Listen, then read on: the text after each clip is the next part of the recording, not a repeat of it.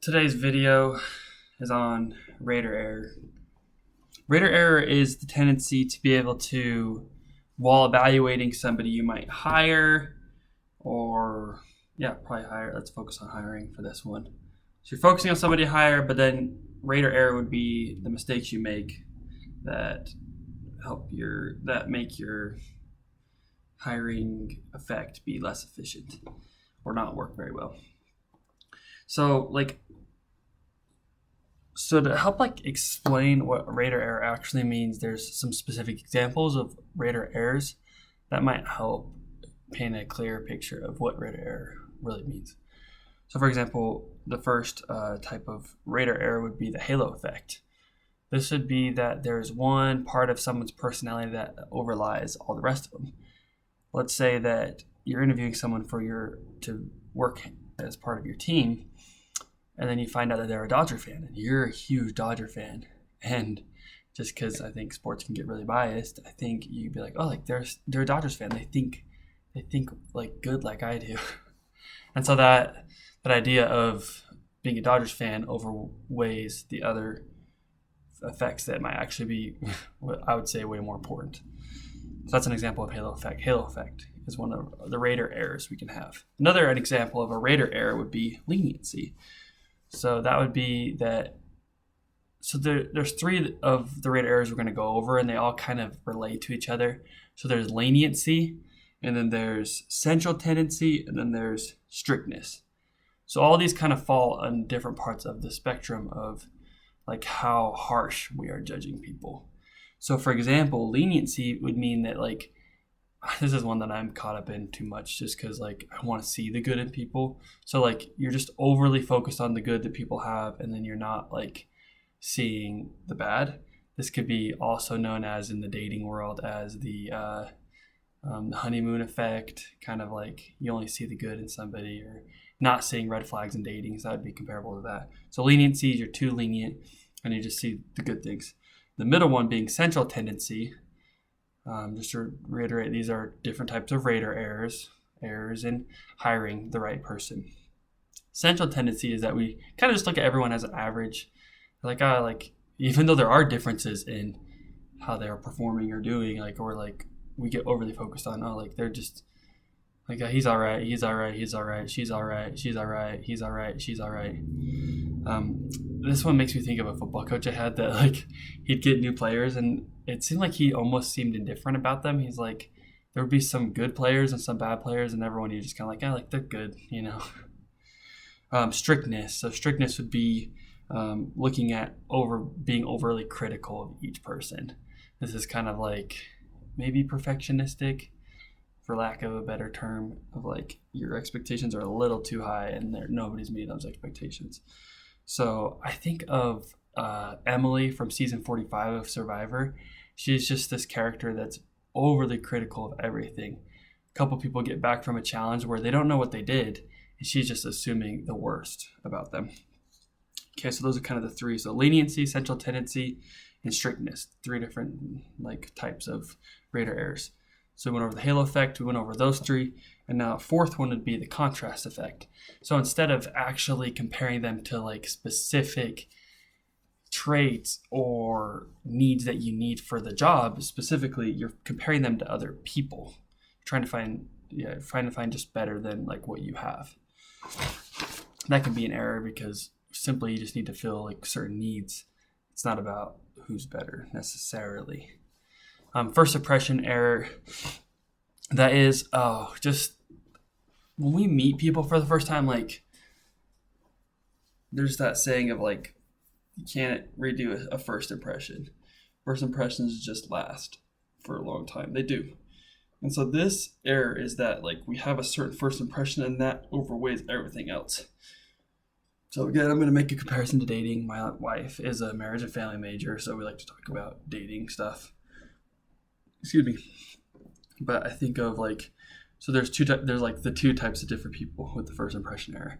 You can get the people who are just are overly I only see they have a good first impression with somebody, and then everything after that they do that person is just like a bad person and bad for them, but they're just so stuck on that first impression they have of that person.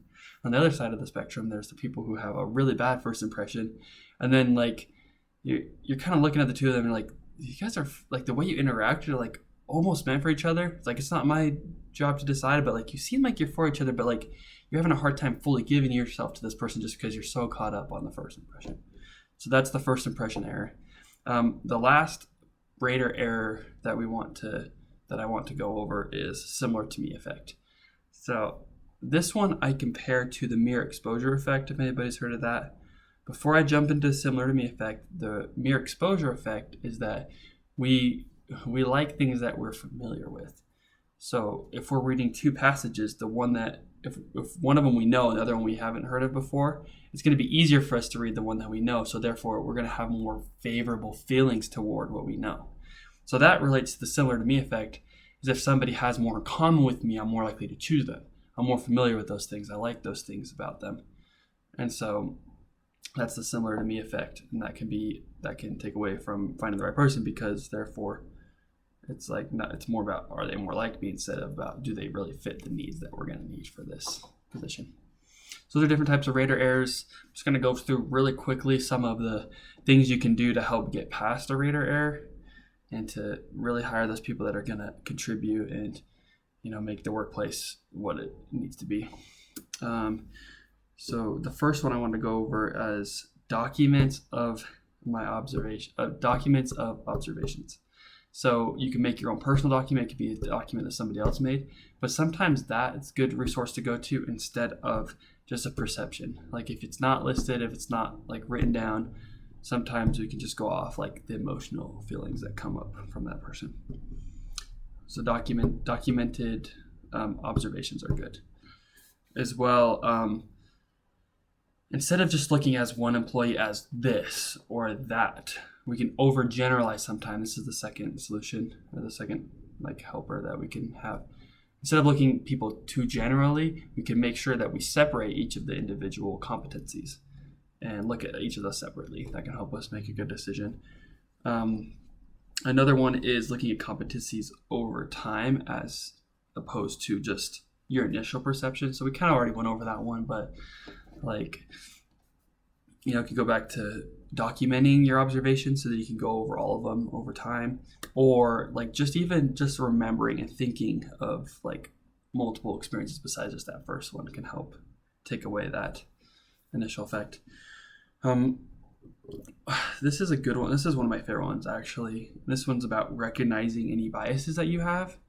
It's not even much more than that, just recognizing biases.